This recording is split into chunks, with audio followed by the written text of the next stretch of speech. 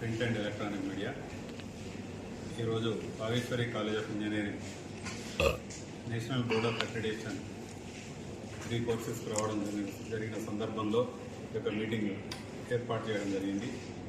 Vageshwari college of engineering 2023 జనవరిలో NAC A+ grade రావడం జరిగింది. తర్వాత 2025లో అటానమస్ స్టేటస్ రావడం జరిగింది.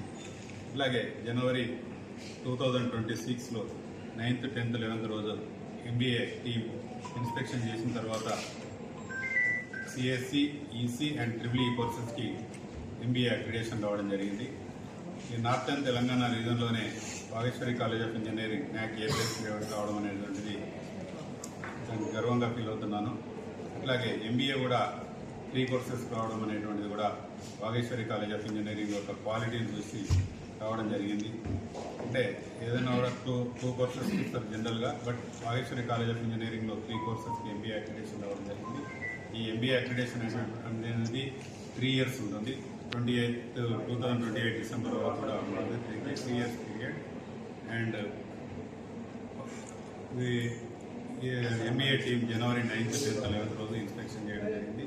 అంటే ఈ యొక్క గ్రేడ్, ఈ అక్రిడేషన్ రావడం అనేటువంటిది మా యొక్క principal, faculty and Vageshwari education society maintain చేస్తున్నటువంటి క్వాలిటీ ఎడ్యుకేషన్ తోటే ఈ కోర్సెస్కి అక్రిడేషన్ రావడం అనేటువంటిది గొప్ప విషయంగా నేను తెలియజేసుకుంటున్నాను. అట్లాగే స్టూడెంట్స్ బెనిఫిట్ వైజ్ ఎక్కడ కూడా కాంప్రమైజ్ కాకుండా Shri Vageshwari education society quality education ఇవ్వాలనే ఉద్దేశంతో రన్ చేయడం జరుగుతుంది. ఎక్కడ కూడా స్టూడెంట్ బెనిఫిట్ వైజ్ ఏం కావాలన్నా, ఎక్కడ అప్డేట్ చేసుకోవాలన్నా, ల్యాబ్స్ కానీ, లైబ్రరీ కానీ, లేకుంటే సీనియర్ ఫ్యాకల్టీ కానీ ఎందులో కూడా కాంప్రమైజ్ కాకుండా క్వాలిటీ ఇవ్వాలనే ఉద్దేశంతో ఈ వాగేశ్వరి ఎడ్యుకేషన్ సొసైటీ రన్ చేయడం జరుగుతుంది. అట్లాగే వాగేశ్వరి కాలేజ్ ఆఫ్ ఫార్మసీకి కూడా NAC A+ గ్రేడ్ రావడం జరిగింది లాస్ట్ ఇయర్. అండ్ ఈరోజే JNTU అటానమస్ స్టేటస్ కూడా రావడం జరిగింది. అంటే ఇవన్నీ కూడా మా యొక్క క్వాలిటీ ఆధారంగానే ఇవన్నీ కూడా వచ్చినందుకు నేను సంతోషంగా ఫీల్ అవుతున్నాను.